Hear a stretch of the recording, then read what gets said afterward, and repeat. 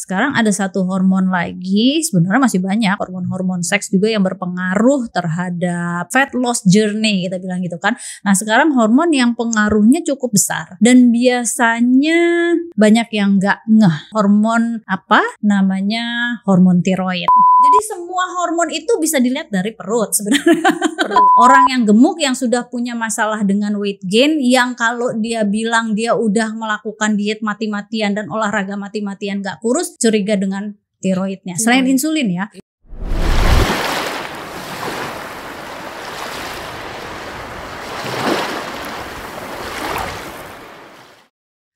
Hello, The House here. Balik lagi bersama Dr. Grace dari klinik Dr. House, The Lifestyle Clinic. I'm Reno, your host.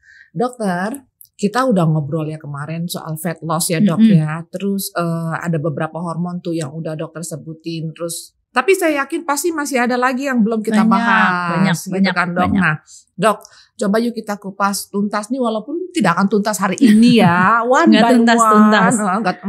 by one kita coba bahas lagi hormon apa lagi yang menyebabkan susah fat loss atau apapun itu dok. Kita bisa bahas yang mana nih dok sekarang? Pokoknya gini, kenapa sih ngomongin hormon itu dulu ya? Karena kalau ngebahas fat loss atau mungkin di luar sana orang masih sibuk dengan weight loss ya, itu nggak bisa lepas dari peran hormon.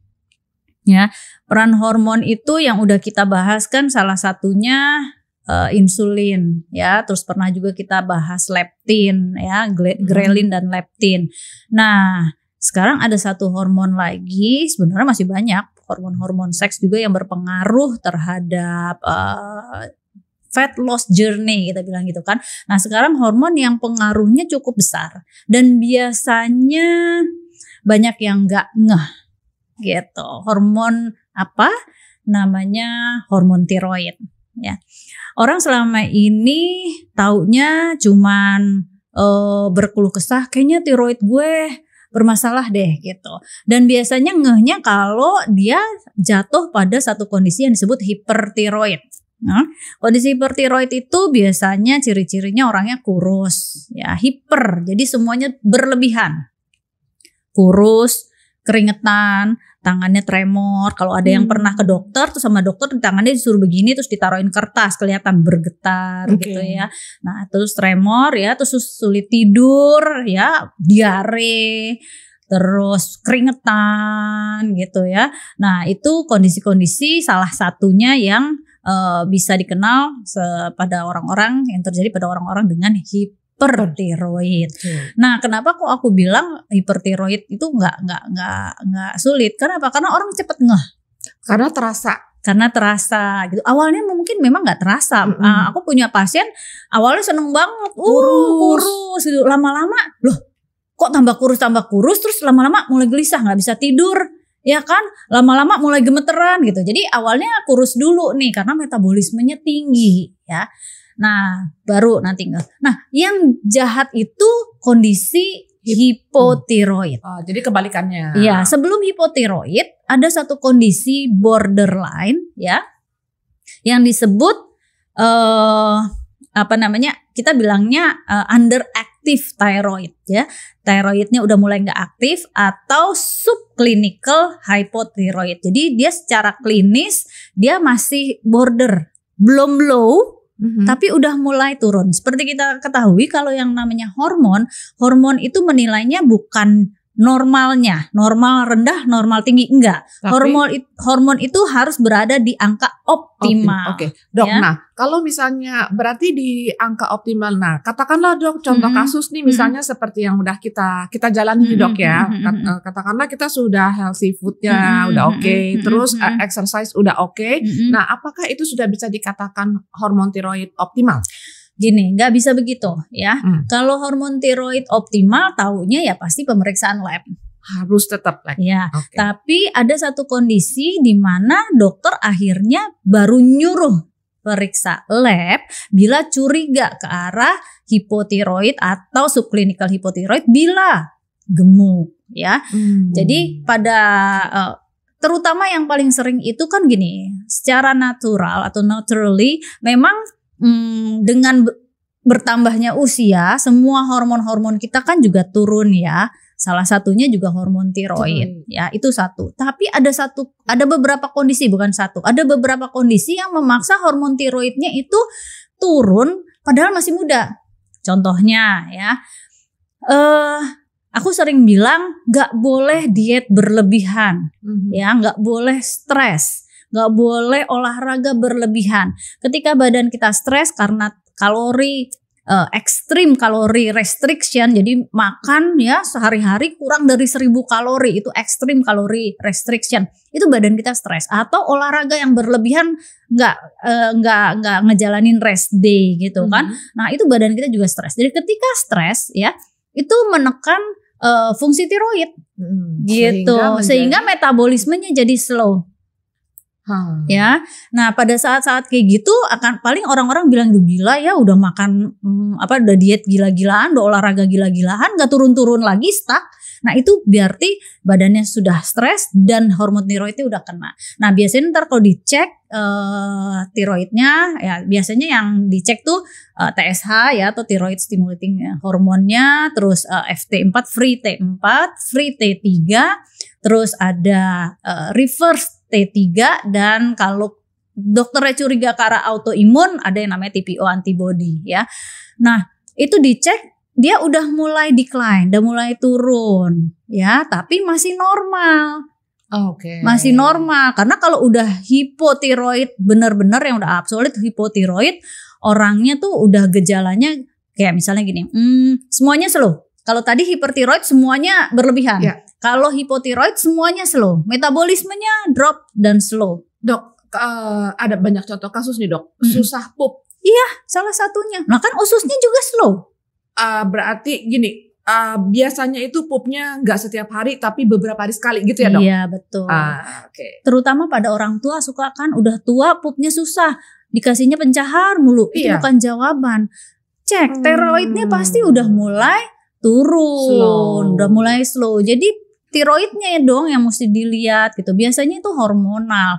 Kita mau kasih pencahar sampai berember-ember juga nggak menyelesaikan masalah gitu. Jadi dia justru nggak bisa pup karena hormonal gitu. Tuh, jadi aware ya buat healthier ya. Mungkin sering ya kita dengar ya, aduh gue pupnya berapa hari sekali, dan kita kayaknya abai aja sama masalah itu. Nggak bisa ya. Padahal pup itu penting harus tiap hari pup itu. Ya. Selain itu menyebabkan kita jadi obesitas juga mungkin merusak pup sistem itu, kerja yang lainnya. Iya, pup itu berpengaruh juga dengan hormon estrogen. Nah, ya. Kita tadi cerita tiroid tapi skip sedikit ke estrogen karena lagi ngomongin pup gitu kan. Karena ini berhubungan pada orang yang orang yang low tiroid kan tadi pupnya nggak rutin ya, bisa 2 hari sekali, 3 hari sekali, even seminggu sekali baru pup. Nah pup itu salah satu cara badan kita untuk membuang ekses estrogen, membuang estrogen yang harusnya memang sudah keluar. Jadi estrogen itu kalau nggak dibuang setiap hari lewat pup, dia balik lagi, masuk lagi ke peredaran darah. Jadi racun? Bukan, sehingga timbul suatu keadaan yang disebut ekses estrogen yang berlebihan. Nah, ekses estrogen ini akan menimbulkan satu keadaan disebut estrogen dominans. Ya, kalau kita udah tua pasti bilang gini, dok, saya udah menopause. Kalau menopause orang taunya apa? Semua hormonnya udah turun.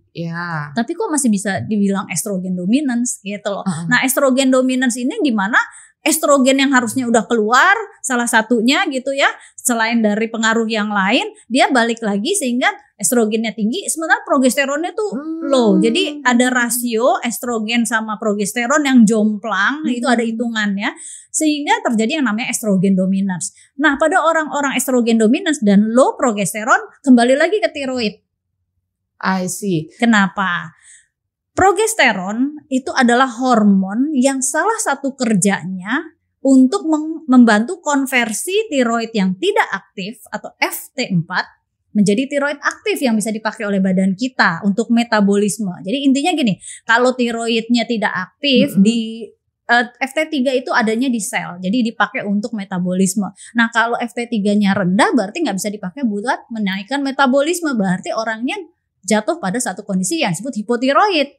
Orang hipotiroid itu FT3-nya low, TSH-nya jadi tinggi gitu. Selain menyebabkan hipotiroid, estrogen yang tadi berlebih itu menyebabkan apa lagi sih, Dok? Estrogen yang berlebihan, estrogen itu cinta banget sama lemak. Jadi estrogen itu menyimpan lemak ya.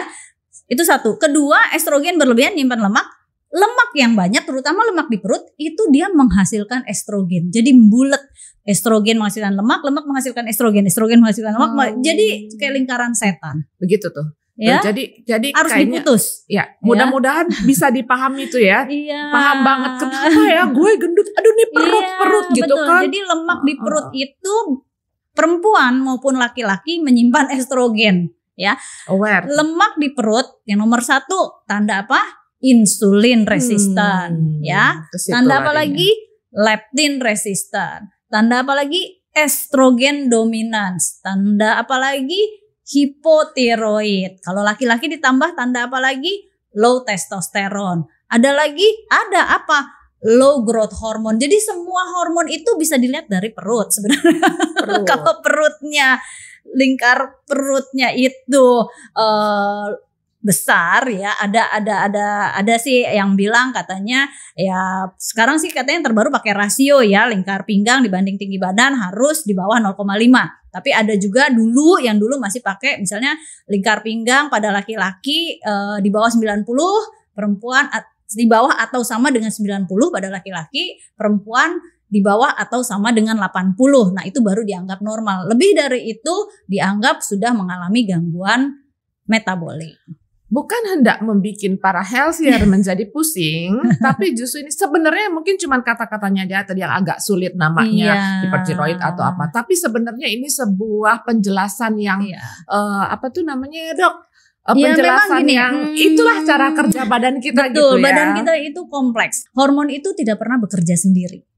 Ya, hormon itu bekerja bersama-sama, just like a symphony. Ya, jadi kalau namanya simfoni gimana? Gak boleh ada yang tiba-tiba trompetnya melengking gitu, gak boleh gitu. Itu simfoni itu harus sama sehingga terjadi nada yang bagus. Hormon juga gitu, gak boleh tiba-tiba ada yang tinggi sendiri, gak boleh tiba-tiba ada yang jeblok rendah sendiri gitu. Jadi dia benar-benar harus. Nah, dirijennya sebenarnya tuh biasa ada satu hormon yang jadi dirijen, konduktornya yang ngatur. Hormon apa itu, Dok? Melatonin.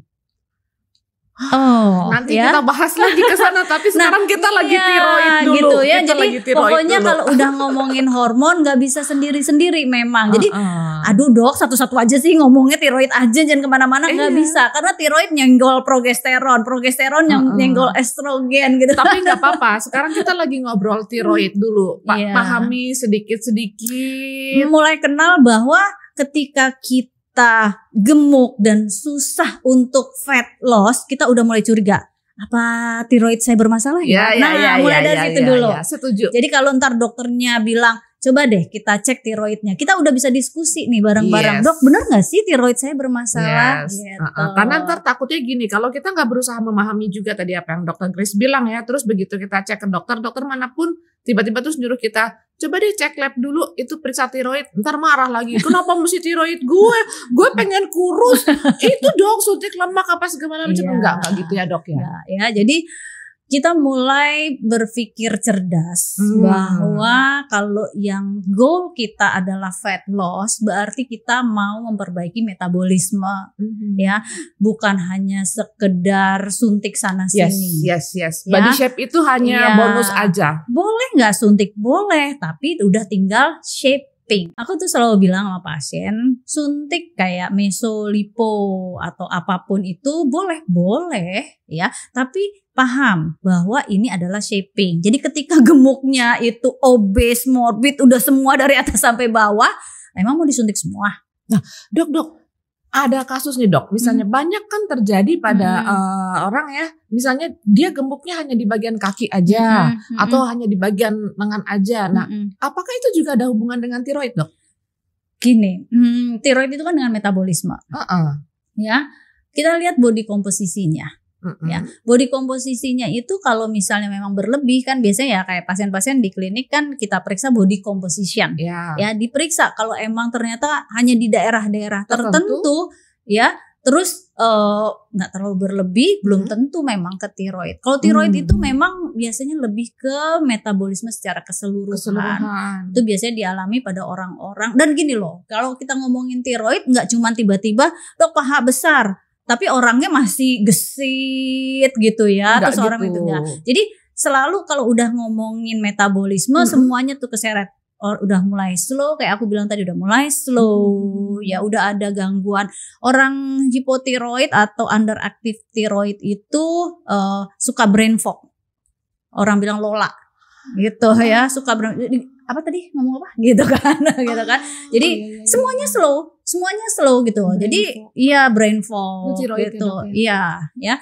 Nah, sebenarnya banyak hal yang bikin tiroid kita itu jadi tidak aktif ya. Salah satunya tadi stres ya, tadi disebut. Ada lagi sebenarnya yang suka kita abaikan, nutrisi contohnya.